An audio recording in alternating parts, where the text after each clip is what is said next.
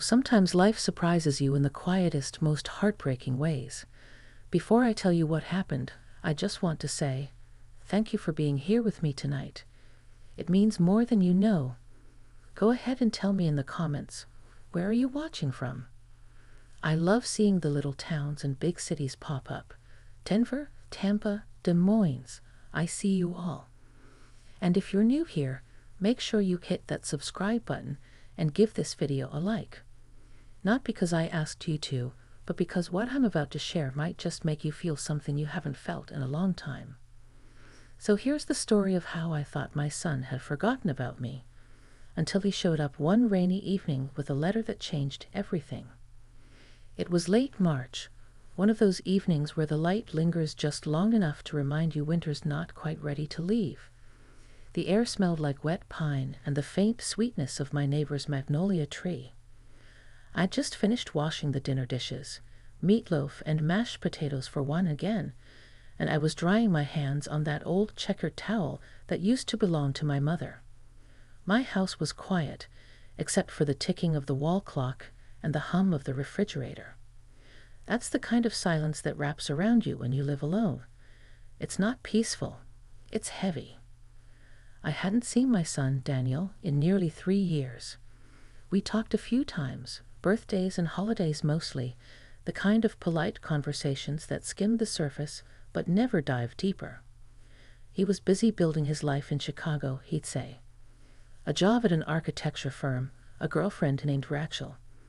Although I wasn't sure if that had lasted. I didn't want to pry, and he didn't offer much. That was our dance, unspoken and awkward, like two people who loved each other but had forgotten how to show it. That evening I was sitting by the window, the one that faces the old oak tree out front. I sipped my tea, scrolling aimlessly through photos on my phone, when the doorbell rang. It startled me. I don't get visitors. I almost didn't answer, but when I looked through the glass panel, my heart skipped. Daniel stood there, soaked from the rain, holding something in his hand. A letter. Not a package or a bag, just a single white envelope, damp around the edges. For a moment, I froze. I wanted to open the door right away, run to him, throw my arms around him, like I used to when he was little. But I didn't. Instead, I opened it slowly, my voice trembling. "Daniel? What on earth? Are you okay?" He looked older. Tired, maybe. His hair had gotten longer, curling slightly at the back of his neck, and there was stubble on his face. His eyes, those same gray-green eyes he got from his father, looked uncertain. "Hi, Mom," he said softly. "Can I come in?" I stepped aside, and he entered, bringing the smell of rain and city air with him. He set the envelope on the table, like it was something fragile, and then rubbed his hands together to warm them. "I wasn't sure if you'd be home," he said. "I'm always home," I replied, and instantly regretted how lonely that sounded. We sat across from each other at the kitchen table. I poured him tea, just like I used to, and we both watched the steam rise between us. There were so many words I wanted to say. How much I missed him. How many nights I'd prayed he'd call. How proud I was of him. But they all got stuck somewhere between my chest and my throat. He reached for the envelope. "I brought you something. I didn't know if I should mail it, but I wanted to give it to you in person." I hesitated. "What is it?" "It's from Dad." Those words hit me like a wave. His father, my ex-husband, had passed away last year. We hadn't spoken in nearly a decade before that. He'd moved on, started a new family. When he died, Daniel went to the funeral. I didn't. I told myself I didn't need closure, but the truth is, I was too afraid to face the past. Daniel slid the letter across the table, and for a moment, neither of us moved. The envelope was yellowed at the corners, the handwriting unmistakable. Michael's. "He wrote it before he died," Daniel said quietly. "He asked me to give it to you when I thought the time was right." I stared at the envelope, tracing the edges with my fingers.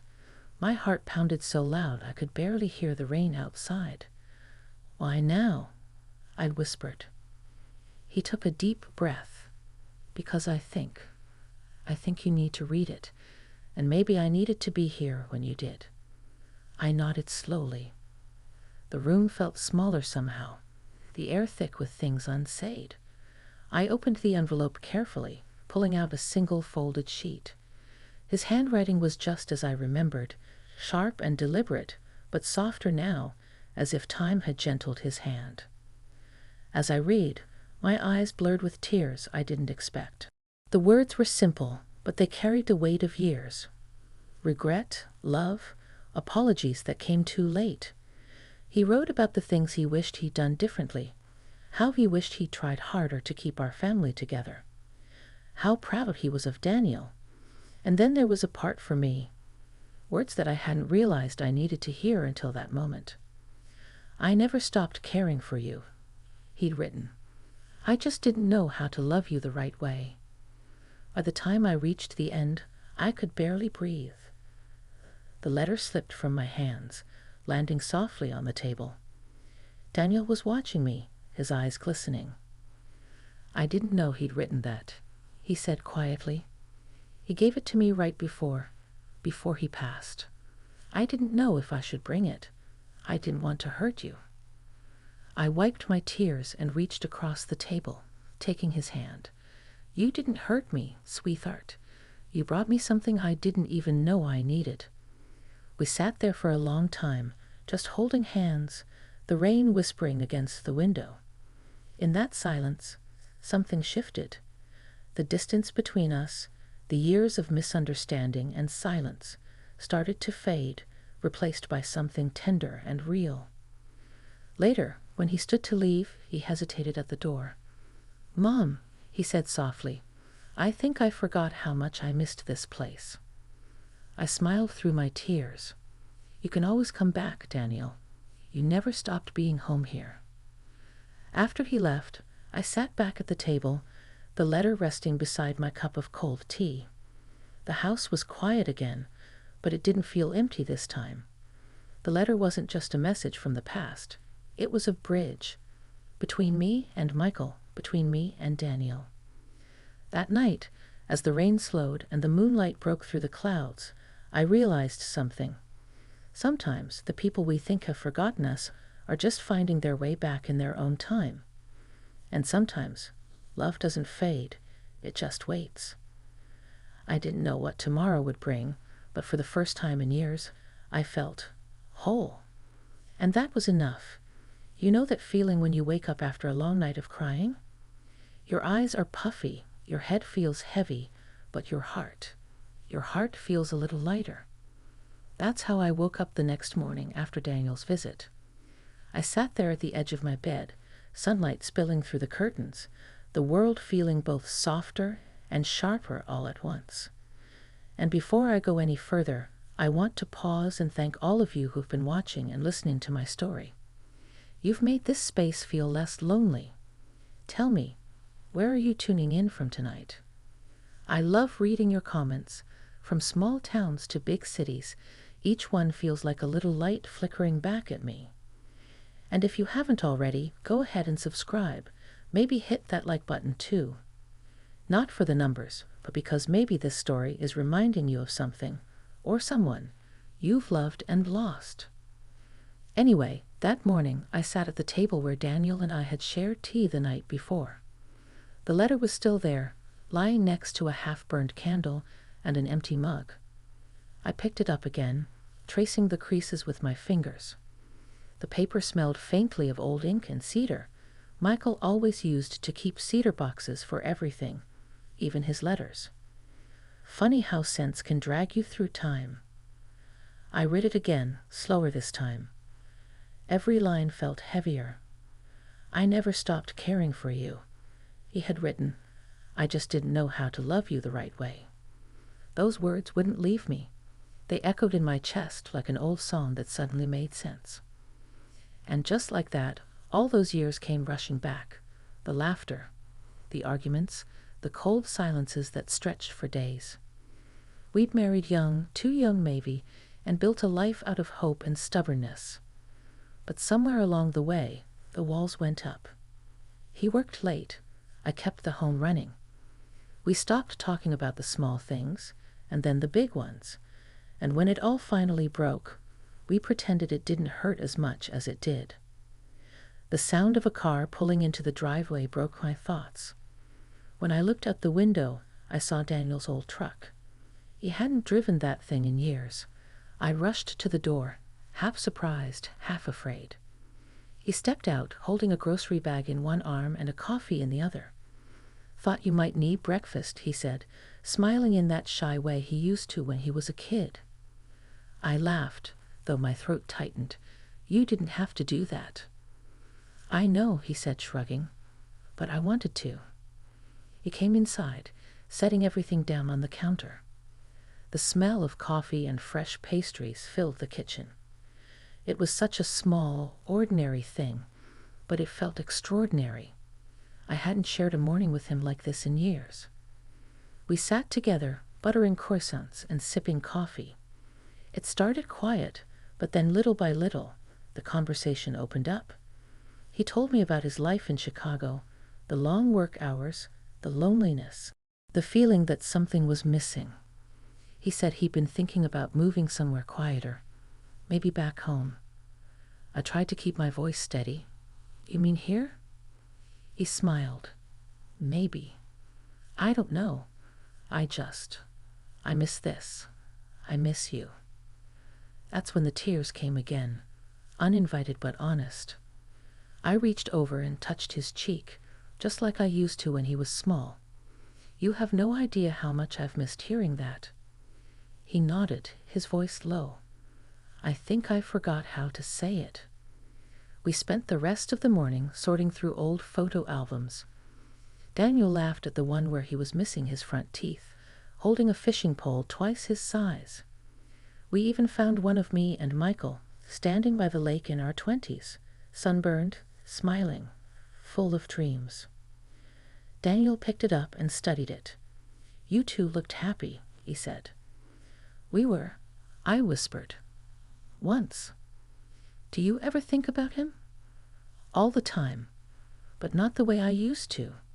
It's like the anger faded, and what's left is just gratitude that we shared what we did, even if it didn't last." He nodded slowly, setting the photo down. "He wanted to talk to you before he passed, you know. He told me he didn't think you'd want to see him." I felt my chest tighten. He was right. I wasn't ready then. "But you are now." I looked at the letter again. Maybe I am.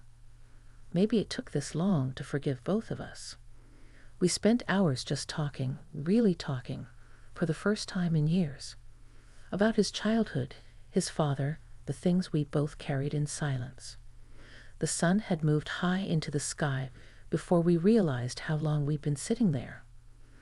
Later that afternoon, Daniel said he wanted to visit his father's old house, the one 2 towns over that Michael had lived in with his second wife. I hadn't been there since before the divorce. The thought of it twisted something in me, but when Daniel asked if I wanted to come, I surprised myself by saying yes. The drive was quiet. The road wound through golden fields and bare oak trees, the kind of landscape that hums with memories. Daniel drove with one hand on the wheel, the other resting on the letter he brought.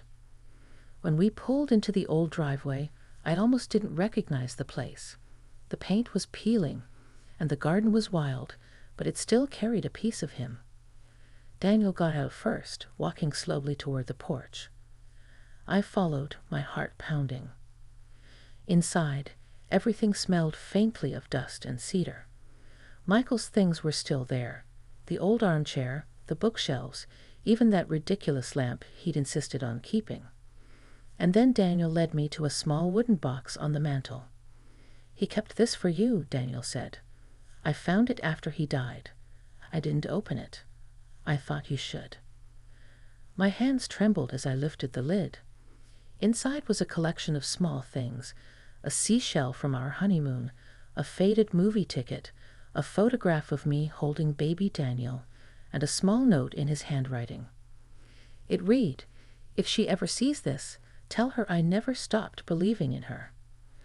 I stood there, tears spilling freely, my fingers brushing the objects like they were holy. Daniel put his arm around me, and I leaned into him, feeling the steady beat of his heart. "Mom," he whispered, "I think he really did love you, in his own way." "I know," I said softly, "and maybe that's enough now." When we left, the sky had begun to glow with the colors of dusk, gold and rose and quiet gray. I felt something lift from me, something I didn't realize I'd been carrying for years. On the drive home, Daniel turned to me and said, "I think coming back here was the right choice." I smiled at him, tears drying on my cheeks. It was, for both of us. That night, as I sat by the window again, I felt a strange peace. Life had taken so much, but it had also given me this small chance to heal, to reconnect, to begin again. And I realized that sometimes love doesn't disappear. It just changes shape. You ever notice how life has a way of circling back to the places you thought you'd left behind? I've been thinking about that a lot lately. Before I go on, I just want to say, thank you for still being here, listening to this story. You've made these nights feel less lonely for me. Tell me again, where are you watching from tonight? I love seeing familiar names pop up, from San Diego to Savannah, from small Midwest towns to the heart of New York City. You all feel like friends gathered around my kitchen table. And if you haven't yet, go ahead and subscribe or tap that little like button, not for me, but for the stories that remind us that love and forgiveness can still surprise us, no matter our age. It had been a week since Daniel came home with that letter. The days that followed felt different. Not brighter exactly, but fuller. Like the world had regained some quiet pulse I'd forgotten how to hear.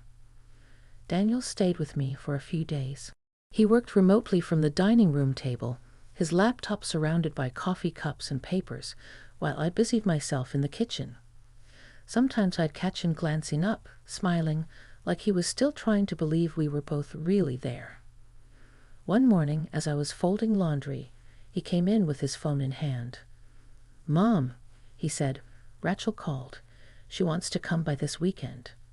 I froze for a second. I'd never met Rachel, only heard her name in passing. Their relationship had always seemed distant. I wasn't sure if that was because of him or her. "Oh," I said, forcing a smile. "That's nice." He looked hesitant. "I think she's part of the reason I came home. Things between us have been complicated." I nodded. They usually are. He laughed quietly. "You and Dad made it look easy when I was a kid." "Trust me," I said, folding a towel. "It wasn't." He didn't say anything for a moment. Then softly, "I know." The weekend came faster than I expected. Saturday morning arrived with a soft drizzle, the kind that makes everything smell like fresh earth. I was making cinnamon rolls, my small attempt to make things feel warm and welcoming, when a car pulled into the driveway. Rachel stepped out, holding an umbrella. She was lovely. Tall, dark hair tucked behind her ears, a calm presence about her. When she came in, she smiled politely, but there was something guarded in her eyes. "It's so nice to finally meet you," I said, drying my hands on a towel. "You too, Mrs. Hart." "Oh, please, call me Anne." We sat around the table, the three of us, sipping coffee and pretending not to notice the tension that floated just beneath the surface. Daniel kept glancing between us, as if worried one of us might say the wrong thing. After a while, Rachel set her cup down and said, "Daniel told me about the letter." I nodded. It was unexpected. "I'm glad he gave it to you," she said quietly. "He's been carrying that around for months. It was eating at him." Daniel gave her a look, half warning, half grateful. I could tell there was more behind those words than she was saying. Later, when Daniel went to take a phone call, Rachel and I were left alone in the kitchen. The rain tapped gently on the window, and for a moment we just listened to it. Then she said, "He's been struggling, you know." My heart tightened. With what? Everything. The job, his dad's death, feeling like he doesn't belong anywhere. He tries to stay busy, but he's been lost. I swallowed hard. I suppose I should have known. She looked at me, her expression softening. He blames himself for a lot of things, for how far he drifted from you. He doesn't say it, but it's there. I took a deep breath, the weight of her words settling on me. And what about you? Are you part of what's keeping him here, or what's pulling him away? Rachel hesitated, her eyes glistening just slightly. Maybe both. There was honesty in her voice, raw and uncertain. I respected that. When Daniel came back in, I changed the subject. We spent the afternoon baking and talking, the rain turning to mist outside. Every so often I'd catch Daniel looking at me like he was seeing me for the first time in years.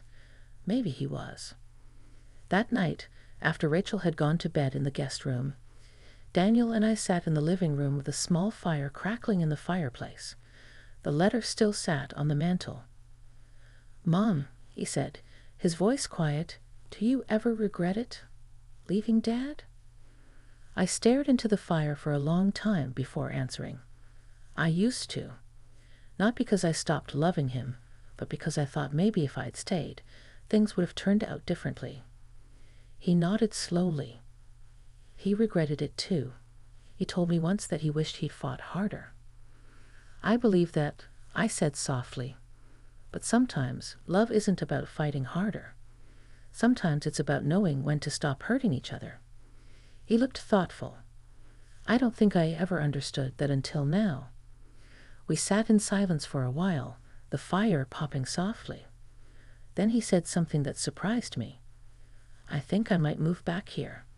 Not forever, maybe, but for a while." My heart fluttered. "You mean that?" "Yeah, there's a lot I've been running from. Maybe it's time to stop." Tears welled in my eyes, but I smiled. "I'd like that, Daniel. More than you know." The next morning, Rachel joined us for breakfast. The air felt lighter somehow, the tension from before replaced by quiet understanding. She helped me in the kitchen, and we talked like old friends about gardening, old movies, the little things that make life softer. When Daniel went out to get more coffee, she turned to me and said, "He needs this, you know, being here, with you. He doesn't say it, but this place feels like home to him again." I nodded. It feels like home again to me, too. That afternoon, as the sun broke through the clouds, we all went out to the garden. The ground was damp, the air fresh. Daniel picked up a shovel and started turning the soil where my old rose bushes used to grow. Rachel knelt beside him, her laughter blending with his. I stood on the porch watching them, a quiet warmth blooming in my chest. For the first time in years, my house wasn't filled with silence. It was filled with life. Later that evening, when the light faded and the stars began to appear, I found myself back at the window, the one that looked out over the oak tree. I thought of Michael then, not with bitterness, but with peace. Maybe this was what his letter had meant to do. To remind me that love, in all its forms, has a way of finding us again, even after we think it's gone. I whispered into the quiet, "Thank you, Michael." And for a moment, I could almost feel him there, in the soft glow of the evening, in the laughter echoing down the hall, in the home that finally felt alive again. Before I tell you how it all ended, let me just pause and say how grateful I am that you're still here, listening. It's been such a journey, hasn't it? These memories, these moments, they've become something more than just a story to me. They've become a reminder that love, forgiveness, and family never truly fade away. Tell me in the comments where you're watching from tonight. I love seeing your messages. Maybe you're in Arizona, maybe in Maine, maybe right here in the Midwest like me. Wherever you are, thank you for keeping me company through this story. And if you haven't yet, don't forget to subscribe and give the video a like. It helps this little corner of the world stay alive, one story at a time. It was late May when everything finally came full circle. The lilacs in the yard were in full bloom, their scent drifting through the open windows, mingling with the sound of birds and the hum of an old radio playing soft country music. Daniel had been staying with me for nearly a month by then, working remotely during the day, fixing things around the house on weekends. The creaky door, the leaky faucet, the porch light that hadn't worked in years. He'd touched them all, as if by mending the house, he was mending something between us too. Rachel had been coming by often, sometimes staying for dinner, sometimes just for a walk down the old dirt road behind the house. The three of us had fallen into a kind of rhythm. There were still silences, of course. Some memories don't disappear just because you talk about them, but they weren't painful anymore. They were gentle, familiar. One morning, Daniel came into the kitchen while I was whisking eggs. His hair was a mess, and he was wearing that old flannel shirt his father used to love. "Morning, sleepyhead?" I teased. "Coffee's on the counter." He smiled, rubbing the back of his neck. "Thanks, Mom." There was something different about him that morning, something quieter, more certain. He poured his coffee and leaned against the counter. "Rachel and I talked last night," he said. "We're going to stay." I froze mid-whisk. "Stay? You mean here?" He nodded. "Yeah. There's a firm opening an office nearby. They offered me a position. I think it's time I stop running." My chest tightened, that familiar ache of joy and disbelief mixing all at once. "Are you sure, Daniel? I don't want you to feel like you have to stay for me." He smiled. "It's not for you, Mom. It's because of you. Because this place, us, it feels like home again." For a moment, I couldn't speak. I just reached out and hugged him, holding on tighter than I meant to. "Your father would be so proud," I whispered. He pulled back, eyes glistening. "I think he'd want this too." That weekend, we decided to plant a new garden in the backyard. It had been years since I'd had the heart for it.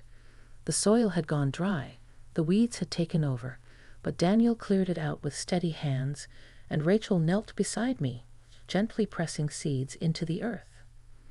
We planted roses, of course, Michael's favorite. And when the sun began to set, painting the sky in those deep oranges and purples that always make me think of him, Daniel placed a small wooden box at the edge of the garden. It was Michael's box, the one we'd found in his old house. Inside, we placed his note, the seashell, the photograph of baby Daniel. I watched as Daniel knelt and buried it beneath a new rose bush. "For him," he said softly. I nodded, my voice trembling.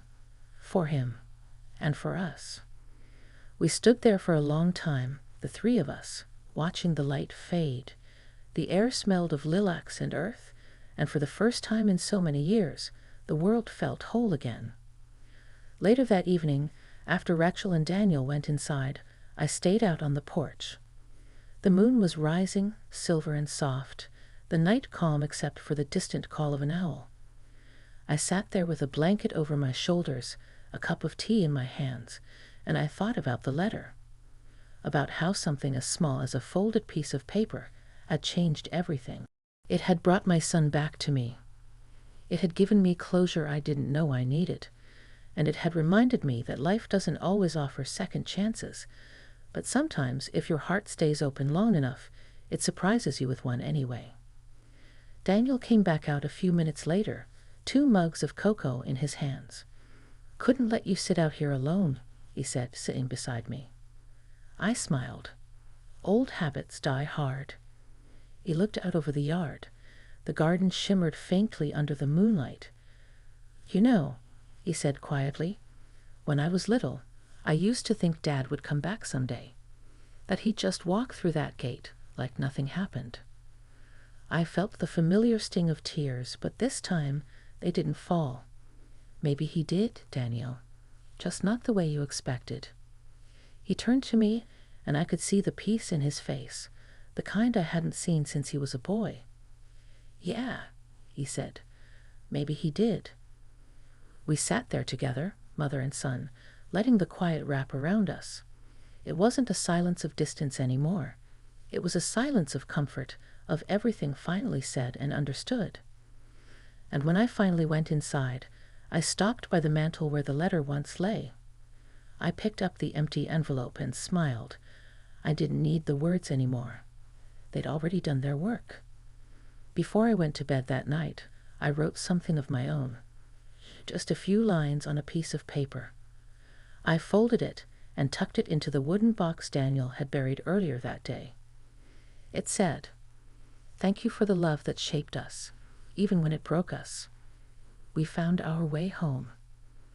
The next morning, the roses were already beginning to bloom. And in that simple, quiet moment, I'd realized something. Life doesn't end with loss. It begins again. Every time we choose to love. That's how my story ends. Not with goodbye, but with coming home. Now, before you go, tell me in the comments, have you ever had someone you thought you'd lost forever find their way back to you? I'd love to hear your stories. And if this one touched your heart, go ahead and like the video and subscribe, so we can keep sharing moments like this together. Because no matter how far apart we drift, there's always a way back home.